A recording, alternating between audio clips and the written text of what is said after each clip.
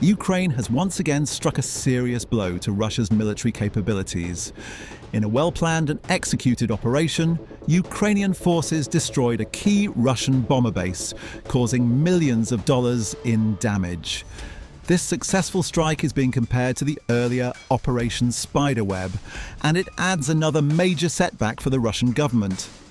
The attack took place overnight between August 16th and 17th, targeting the Voronezh-Malchevo Air Base, also known as the Baltimore Air Base, located in western Russia's Voronezh region.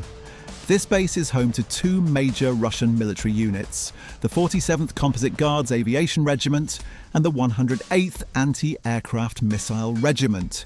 It is operated by Russia's 6th Air and Air Defense Forces Army. At first there wasn't much information about the strike, but in the days that followed, open-source intelligence experts began analysing satellite images and found some surprising results. A group called the Cyber Boroshno Intelligence Group led the investigation and shared their findings in a detailed Telegram post on August 27th. According to their analysis of satellite photos, the strike damaged key facilities, including the training area of the 108th Missile Regiment and the Baltimore airfield itself. Notably, two important radar systems, identified as the 76N6 and 30N6, were either destroyed or seriously damaged. Two Su-24 bombers may also have been hit. The 76N6 radar is used to detect targets flying at medium to high altitudes, and it's part of the S-300 air defense system, specifically the S-300PM2 version. The 30N6 radar, meanwhile, is responsible for locking onto targets and guiding missiles. Both are essential parts of the S-300 system, which Russia relies on to protect key locations from airstrikes and missile attacks. Satellite photos show burn marks where the radars used to be, confirming that these systems were taken out in the attack. Without these radars, the S-300 system becomes useless. It can't detect or shoot at targets, essentially leaving the area unprotected. Each of these radar units is part of a system worth around $150 million, making this not just a tactical loss for Russia, but a very expensive one. Repairing or replacing these systems could take a long time, possibly weeks or even months. Until then, the Baltimore base remains highly vulnerable. But Ukraine didn't just take out radar systems. Analysts looking at satellite images from before and after the attack also noticed that two Su-24 bombers that had been parked at the base for weeks are no longer visible. It's likely that these aircraft were also destroyed in the strike, adding to the damage dealt to Russia's military. When looking at satellite images taken after August 16th, the two bombers are gone. All that's left where they used to be are burn marks, showing that a big fire broke out right where the planes were parked. The Su-24 bombers, like much of the gear Russia has been using recently, are quite old. These planes were first designed back in the 1960s. They flew for the first time in 1967 and officially entered service in 1974. Over the years, Russia introduced upgraded versions, such as the Su-24M in the early 1980s, but production stopped in 1993. Many countries around the world still have these planes, including Algeria, Iran, and Sudan. Ukraine also has a few Su-24s, while Russia is thought to have around 260 of them. Despite their age, these bombers still serve a purpose. They were built to fly fast and low to avoid being detected by enemy radar, which can be useful in areas where air defences are busy with other threats. Each Su-24 can carry over 17,000 pounds of bombs and missiles, so they can still cause a lot of damage if used properly. They can fly in almost any weather, day or night, which makes them flexible tools in Russia's military. However, they are quite outdated in many ways, especially in their electronics and durability compared to newer planes. Even Russia, which has been forced to use old tanks and equipment lately because of its difficult situation, generally thinks of the Su-24 as outdated. The Russian military prefers the newer Su-34. The older Su-24s are mostly used by Russia's naval forces now. Experts think the Su-24s destroyed at the Baltimore Air Base could have been either old backup planes or special Su-24MR models designed for spying. The Su-24MR, also called Defensor E, first flew in 1980 and entered service a few years later. These versions have extra equipment like special sensors and radars to help gather intelligence. During the war, they have often been seen flying near Ukraine's borders, collecting information for Russian commanders. Around the year 2000, each Su-24 was worth about $25 million, but today they aren't very valuable. Still, Russia keeps a large number of them stored or parked at air bases across its vast land. So losing these planes is a hit for the Kremlin. President Vladimir Putin is likely unhappy about yet another loss of military equipment to Ukraine. There are no clear details on how Ukraine carried out the attack, but reports mention swarms of Ukrainian drones flying over the Voronezh area that night. Some of these drones also targeted a key railway station in the Russian city of Lysky, where locals heard about 6 explosions in the early hours of August 17th. It's quite possible that some of those drones reached the Baltimore Air Base, setting the Su-24 bombers on fire and badly damaging the radars of the S-300 missile defense system. This is just one more example in a growing list of successful Ukrainian strikes on important Russian targets. Many attacks like this have taken place over the past weeks and months. One of the most famous was Operation Spiderweb on June 1st, which grabbed headlines worldwide. It was Ukraine's biggest and most effective strike inside Russia so far. The operation used large groups of drones hidden on ordinary-looking trucks, which were driven close to 4 major Russian air bases. Once the trucks reached their spots, their roofs opened up, and the drones flew out to attack. They damaged dozens of Russian bombers and other aircraft, causing billions of dollars in losses. But Operation Spiderweb was not the only attack. There have been many others hitting places like oil refineries, pipelines, military command centers, ammo storage sites, supply hubs, airfields, drone factories, and other important military locations. Some of these strikes caused small damages, while others were much larger, leaving Russia with heavy losses and huge repair costs. Every attack matters. Each one helps weaken the Kremlin's military power and balances the fight a bit more. These strikes keep happening regularly. Week after week, new successful attacks come to light, causing more trouble for Putin and his team. For example, on August 20th, a video appeared showing the Ukrainian National Guard using drones to destroy a Russian S-300V air defense launcher in the Zaporizhia region, which is currently occupied by Russia. Journalist Yuri Butasov shared the video on Telegram, saying that fighters from the Lazar Special Forces Unit of the 27th Pechersk Brigade of Ukraine's National Guard destroyed the $40 million system.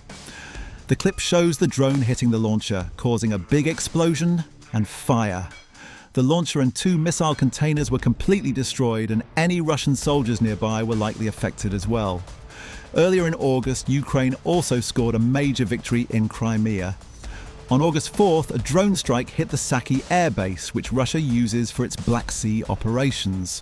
According to a statement from Ukraine's security service, the strike damaged a weapons storage area.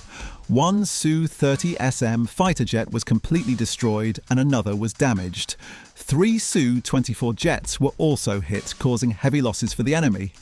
A Su-30SM fighter can cost between $35 million and $50 million.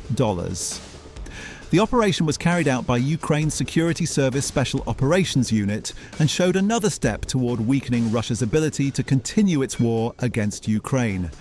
The message is clear: the occupiers will never feel safe on Ukrainian soil. Another Russian fighter jet has been destroyed and 4 more planes have been damaged, causing millions of dollars in losses. A few days later, on August 8th, in Crimea, a Ukrainian drone reportedly took out one of Russia's most advanced radar systems, the S-500. This news was shared by the Cyberboroshno open source analyst group after they studied a video from Ukraine's Defense Intelligence Directorate, known as HUR, which showed the drones in action. At first, people thought an older S-400 radar was hit, but Cyber Boroshno's team looked closely and disagreed. They examined the video carefully and identified the radar as the 98L6 Yenisei, part of the newer S-500 Prometheus missile system. This system is designed to detect all kinds of threats, including ballistic missiles, hypersonic vehicles, stealth planes, satellites in low orbit, and highly maneuverable flying targets. This shows just how skilled the Ukrainian forces have become with drones. For much of the war, Ukraine has had to endure constant drone attacks from Russia, with hundreds or even thousands sent each month, targeting everything from small towns to big cities.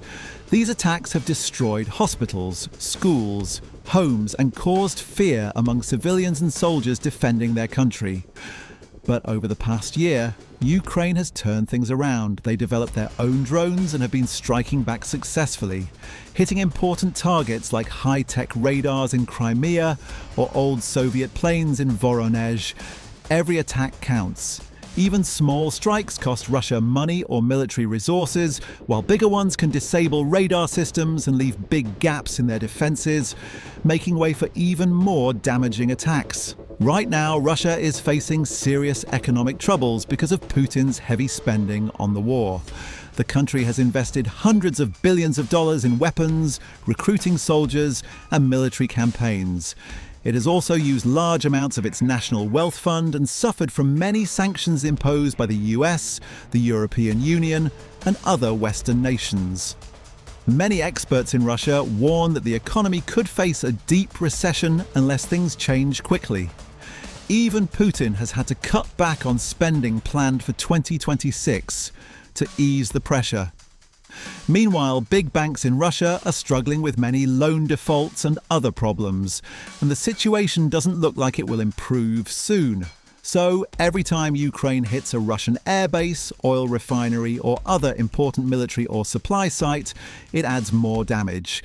This weakens Russia's economy even further and forces Putin to deal with more costs. In the end, this all affects ordinary Russians, many of whom have lost loved ones or seen them hurt in the war. On top of that, people are dealing with rising prices for everyday goods, which have almost doubled recently. All these problems lower the mood across the country, increasing people's anger at Putin and harming his reputation. With more bills piling up and less money to spend, Russia will find it even tougher to keep pushing forward and hope for any kind of win in this war. A war that is starting to seem pointless and impossible to sustain, even to many inside Russia. Attacks like the recent strike on the Baltimore airbase cause problems for Russia beyond just the physical damage. After each Ukrainian hit, Russian commanders have to figure out how Ukrainian drones or missiles manage to slip past their defenses, avoid their radar, and hit such important targets. Often they end up with more questions than answers, doubting their equipment, troops, and intelligence as they try to find who or what failed. They might have to change their tactics or move around things like radars and missile systems to make up for what they lost. This wastes a lot of time, money, and effort, and it pulls attention away from Russia's frontline attacks because the Kremlin has to focus on strengthening its defenses. The more these attacks happen, the worse things get for Russia. Each one shakes their confidence and weakens their position. Russian soldiers and officers start wondering where the next strike will come from, but have no clear way to stop it. Because of this, Russians are beginning to feel unsafe even on their own land. This is exactly how Ukrainians have felt since the war started. Once again, Kiev has shown Moscow what it's like to be hit hard. On the Ukrainian side, these attacks boost morale and encourage both soldiers and civilians. They prove that even though Ukraine is often seen as the underdog, it can defend itself and launch powerful counterattacks far inside enemy territory. These strikes show Kiev can damage Russia's war effort bit by bit. While they may not win the whole war alone, they give Ukraine a chance to stay strong and cause problems for Russia, instead of just defending all the time. In other words, by making Russia worry about attacks on its own soil, Ukraine buys itself some time and space, saves lives, and weakens its enemies' attacks. That's why every strike, big or small, is a victory for Kiev and a headache for Moscow. And here's more good news for Ukraine and bad news for Russia. Belgium has confirmed it's sending F-16 fighter jets to Ukraine, which could help Kiev gain air control by the end of this year. Also, Ukraine's new strategy of hitting drone targets is causing huge problems for the Kremlin. Don't forget to subscribe to our trusted channel to be the first to hear the latest and most important news from Ukraine's front lines and beyond.